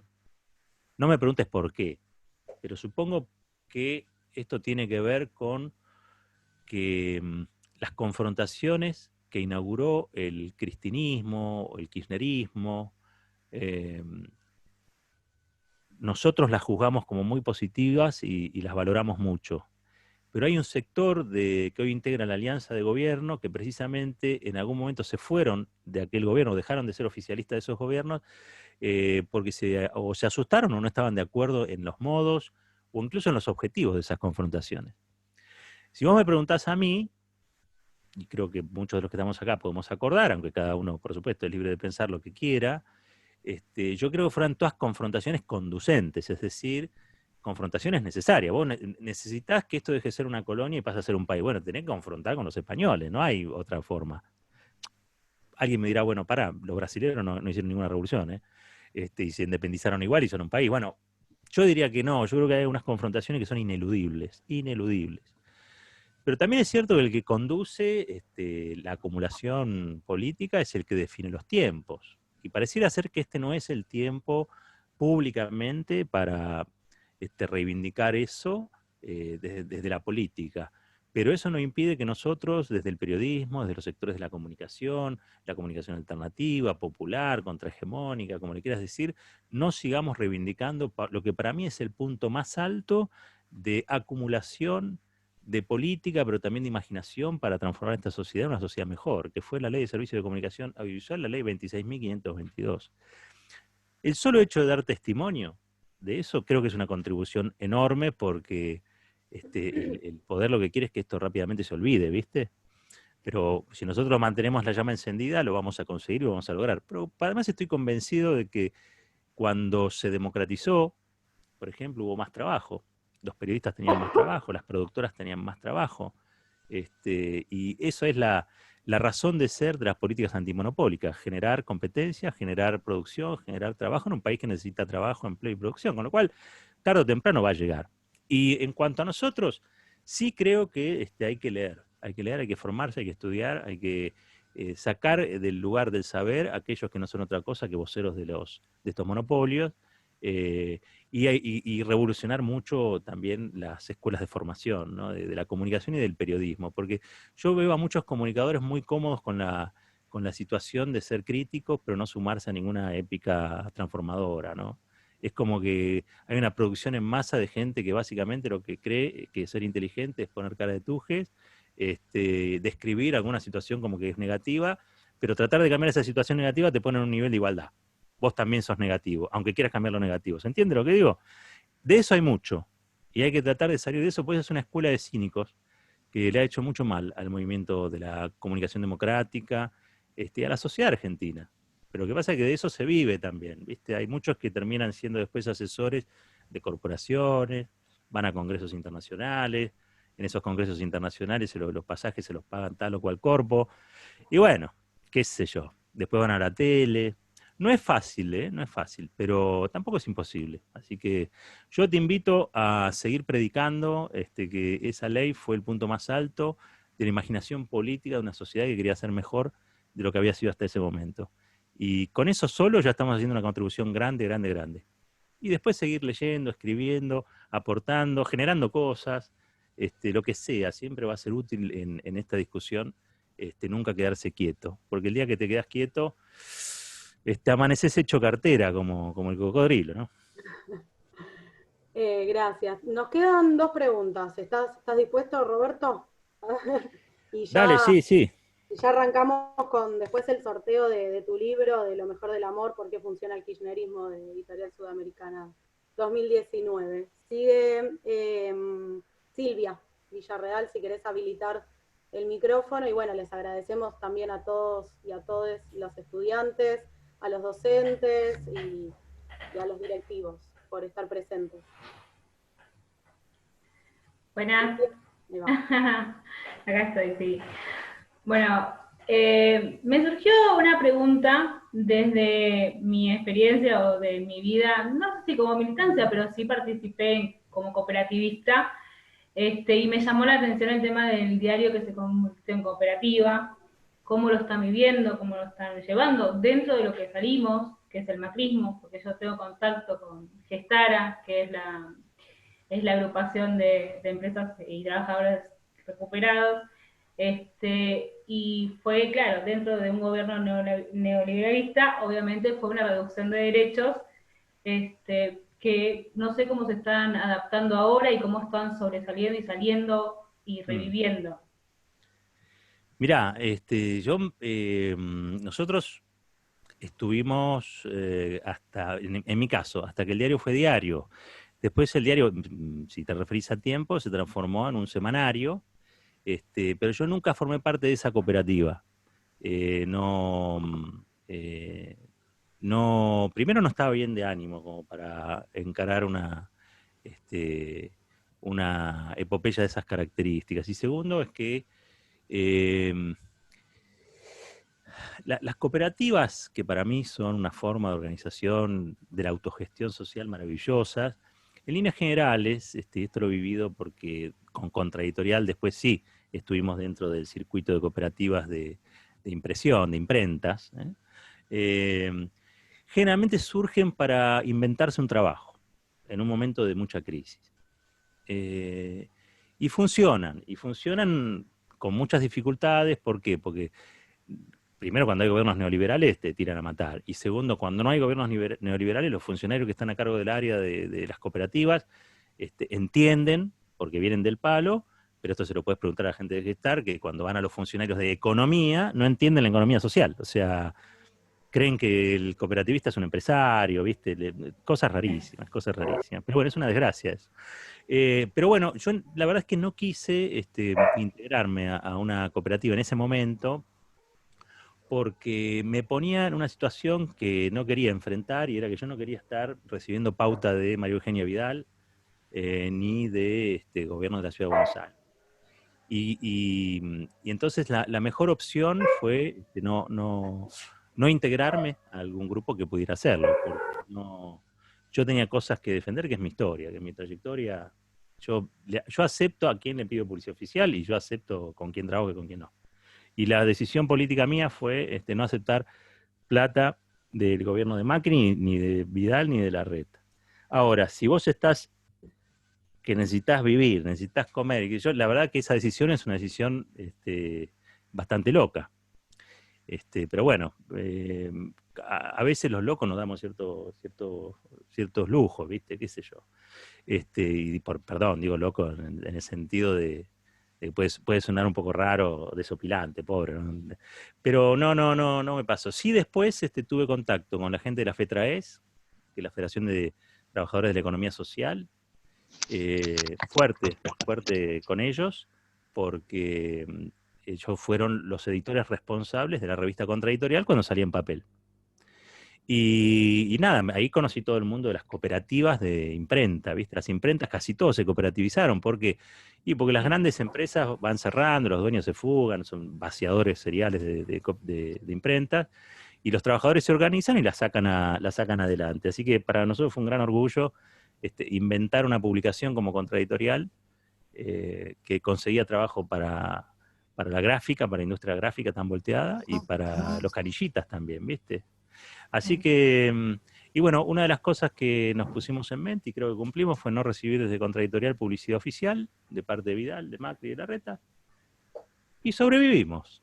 La pasamos feo, pero sobrevivimos igual. Y bueno, ahora está pasando una cosa rara, porque ahora la virtualizamos, la revista, y es el trabajo autogestivo de un montón de gente, donde no sacamos un mango, ni ponemos un mango más que lo que se necesita el hosting y el laburo de colgar las cosas, pero en esa situación estamos hoy.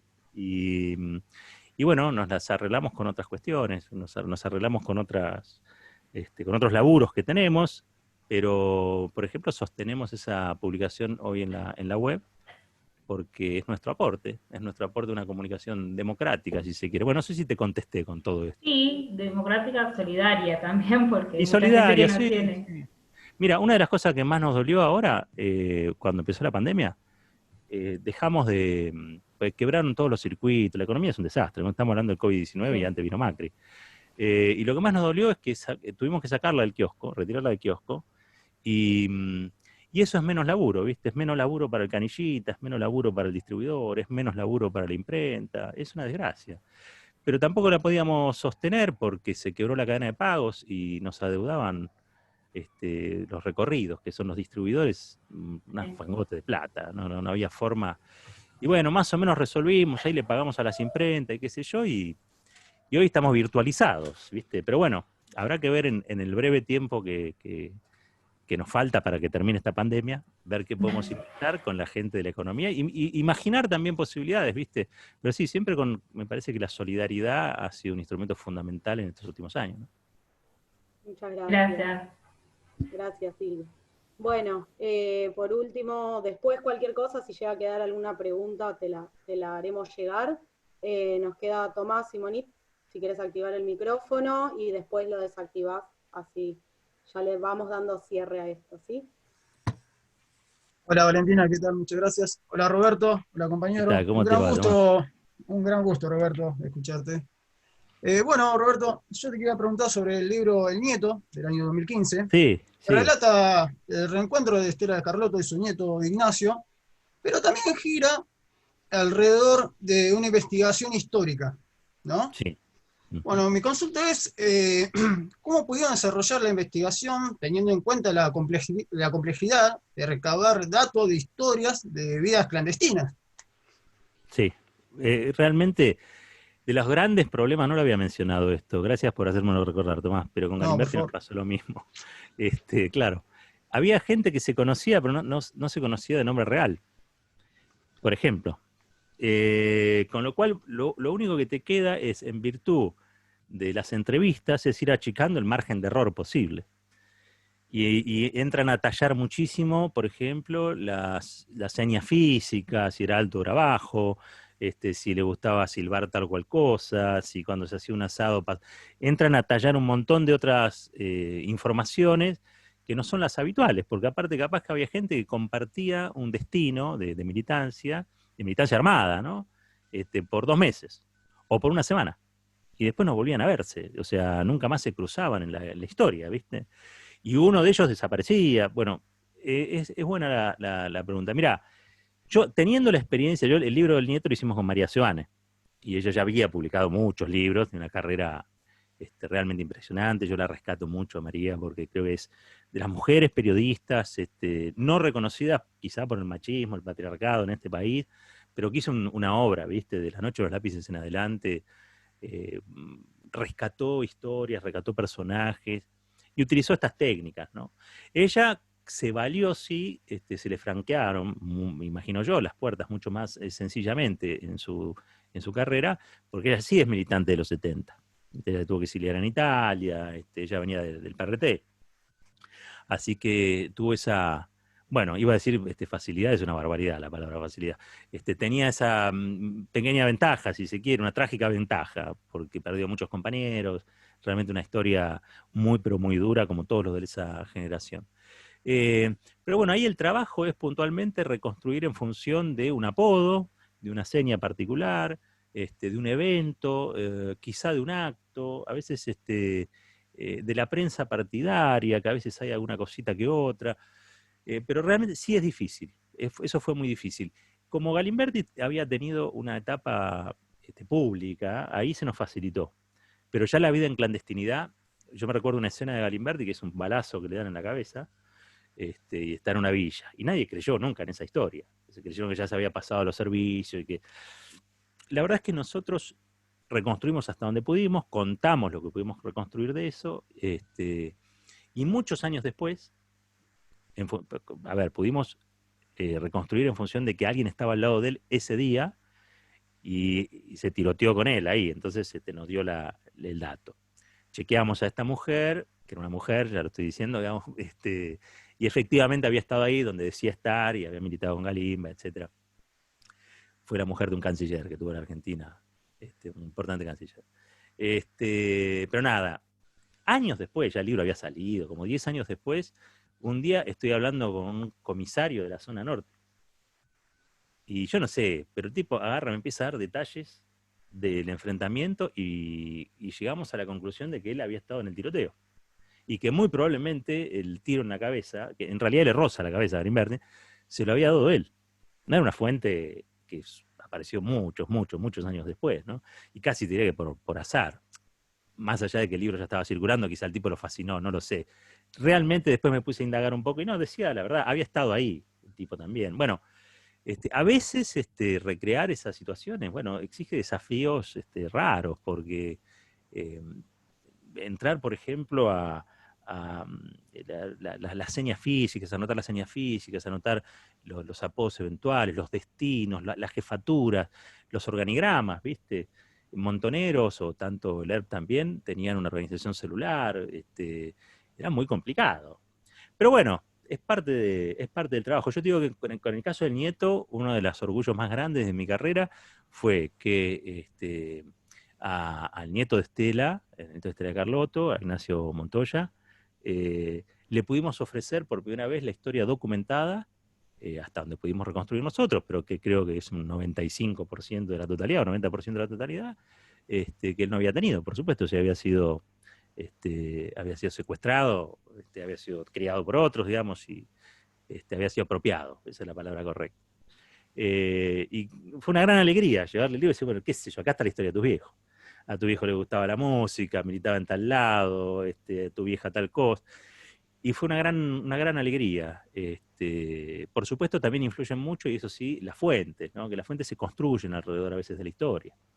Y hay de todo tipo, hay fuentes de la militancia, hay fuentes, en este caso había fuentes que eran también de otro ámbito, como puede ser de la sanidad, porque había pasado por tal o cual lugar. Me estoy acordando así historias ahora en el aire. Vos sabés que yo no los vuelvo a escribir, no los vuelvo a leer los libros, una vez que salen. Y hay cosas que me las olvido. Hace poco me llamó uno para darme, no sé cuántos errores que había detectado en Galimberti, en la última edición. Y me empieza a contar. Pero siempre hay errores, porque como se hizo una edición en España, hay mucho galicismo que se quedó metido en la última, no en la que está por salir ahora, o en la que está en ebook ahora, sino en una edición que se hizo en España y después se tomó acá. Aguilar, editorial Aguilar, la tiró acá. Y dejó los galicismos. Entonces, cada tanto llamó uno y dice, ahí no se dice, joder, se dice puta madre, digamos. Son dos formas distintas. Bueno. Entonces, y me empezó a contar, y con esto, si te parece, vamos terminando, pero me empezó a contar algo que el libro decía, que yo no recordaba. Pero me pareció tan interesante que le seguí la corriente. Me quedé hablando como 45 minutos con el tipo por teléfono, porque me estaba hablando de un libro que yo no recordaba en absoluto, de historias que yo no recordaba en absoluto, pero que parecían sumamente interesantes. Y dije, bueno, si logra ese efecto conmigo, que no soy lector de mis trabajos, quizá todavía siga ejerciendo el mismo efecto en otros, y bueno, el libro tenga la vida que tenga que tener. Ya pasaron 20 años, y bueno, y todavía se habla de algo que hicimos con mucha inconsciencia también, con mucha juventud, y con mucha pasión, que es el otro gran ingrediente que tienen todos los libros, absolutamente todos los libros. Así que el libro que me decía, me pareció piola. Bueno, Roberto, en principio vamos cerrando, ahora vamos a sortear el libro, pero quiero rescatar que es muy importante charlar con vos. Estas charlas son importantísimas para el instituto, este Instituto Universitario de Derechos Humanos, que desde que nació pasó las 1001, que tuvimos un rector que impuso el macrismo, que intentó destruirlo, y que por suerte a partir del 3 de abril tenemos un nuevo rector, que no pudo participar hoy de la charla porque está dando clase en otra universidad, pero bueno, es importante que podamos escuchar 2 minutos a Florencia Greco, que es la directora del Departamento de Humanidades, que contiene a la carrera de Comunicación y a la carrera de Historia. A propósito, también quiero decir que está presente la directora de la carrera de Trabajo Social, que es Marcela Sánchez, que está por ahí, muy atenta. Pero es importante que podamos escuchar a Florencia, porque los que resistimos dentro del instituto, junto con los estudiantes, fuimos los docentes que casualmente no cobramos los sueldos, ya casi una práctica para nosotros, no cobramos los sueldos, y justo Florencia, que ahora es la directora del departamento, es la secretaria general del sindicato docente, de nuestro sindicato docente, así que me gustaría que la podamos escuchar 2 minutos y después hacer el sorteo del libro. Bueno, dale. Bueno, la verdad que muchas gracias, Marcelo, muchísimas gracias, Roberto, la verdad que te estuve escuchando, me parece muy interesante todo lo que señalaste. Bueno, yo además de ser la secretaria general del sindicato y de ahora estar en este nuevo rol, soy docente de la carrera de Historia y por eso te escuchaba con mucha atención, porque me parece fundamental encontrar estos cruces, ¿no? Me parece que de eso un poco estabas hablando vos, de pensar el periodismo como productor de insumos para la construcción de la historia, y de cómo la cuestión ideológica y cultural es central también, ¿no? Claro. Cuando hablabas de la ley de medios, cuando problematizabas un poco, bueno, el relato de los medios, bueno, ese es el insumo que como historiadores y como pensadores de la historia y como periodistas y comunicólogos también tenemos que tener en cuenta al momento, ¿no? de analizar las fuentes, de pensarlas, de producirlas, de pensar la historia en términos del presente, ¿no? Que un poco el pensamiento positivista, colonial, ese que se nos impone desde el colegio, siempre nos hace pensar a la historia como algo lejano del pasado, y me parece interesante que todo lo que estuviste contando hoy aporta a pensar a la historia como parte de nuestro presente y que necesitamos interpelarla todo el tiempo. Así que nada, les agradezco, bueno, a Marcelo, a vos y a todos los que participaron. Me parece que este tipo de charlas son las que necesitamos para construir ese instituto que, como decía Marcelo, la venimos peleando hace un montón, y bueno, es la oportunidad para construir algo distinto, así que bueno, ojalá te tengamos en otras oportunidades. Bueno, cómo no, muchísimas gracias. El agradecido soy yo, de todos modos. Muchas gracias, me han hecho pasar un lindo momento recordando, casi te diría que en la mayoría de los casos, muy lindas cosas, muy lindos pasajes de la historia reciente. Así que bueno, muchas gracias. Bueno, muchas gracias. Dale, Valentina. Hacemos Gracias, el sorteo Flor. y cerramos por acá. Roberto, y bueno, ahí les voy a ir compartiendo cómo va a ser el sorteo para que vean que acá no hay favoritismo. Se anotaron 30, muy bien. Bastante bien. A ver, vamos a ver cómo era esto.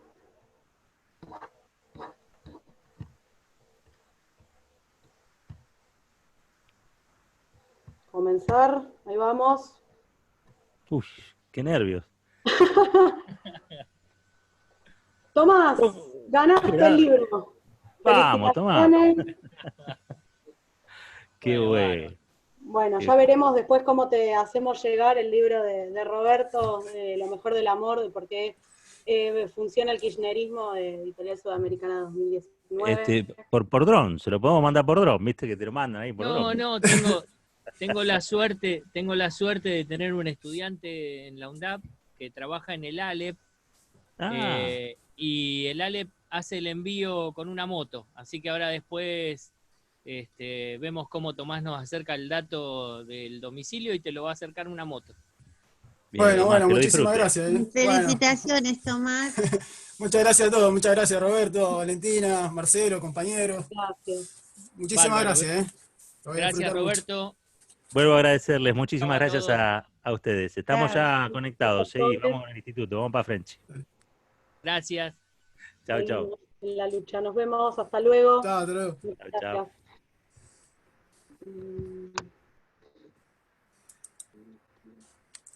Gané el libro del loco. ¿Te ganaste el libro? Sí. ¿En serio? Tomás, si querés después pasanos. Hola. ¿Me querés dejar un mail? Sí, vale. Dale, ahí te mando. Ahí te mando por el chat. Dale. Vamos, Perón, carajo. Viva.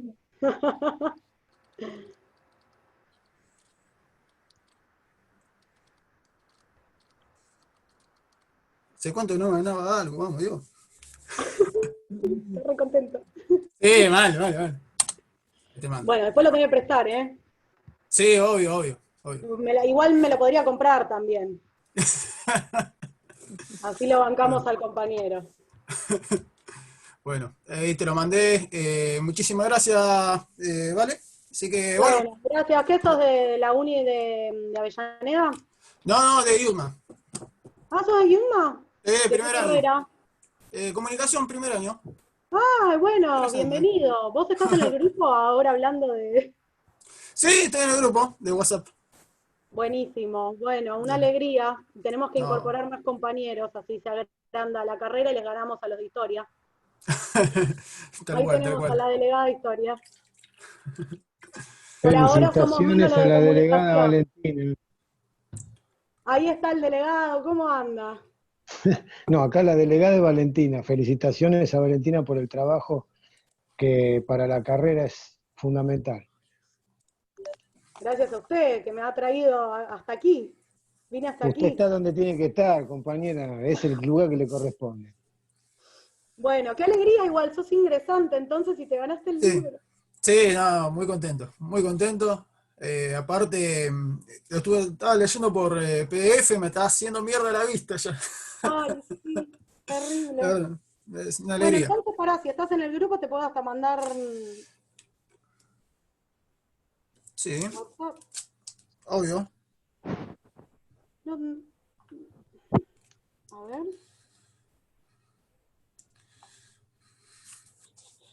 Ah, acá estás. Sí, sí, sí, sí. ¿Sos este que Tengo está una en Dolina? foto, sí, tengo una foto con Dolina de fondo. De Dolina. Sí, Qué genio. ahí está. Bueno, pasame por acá la dirección y bueno, Dale, ya cerramos. Chau. dale, A ver. listo. Chao, muchas gracias. Chau, gracias. Chau. Muchas gracias a todos. Gracias a todos.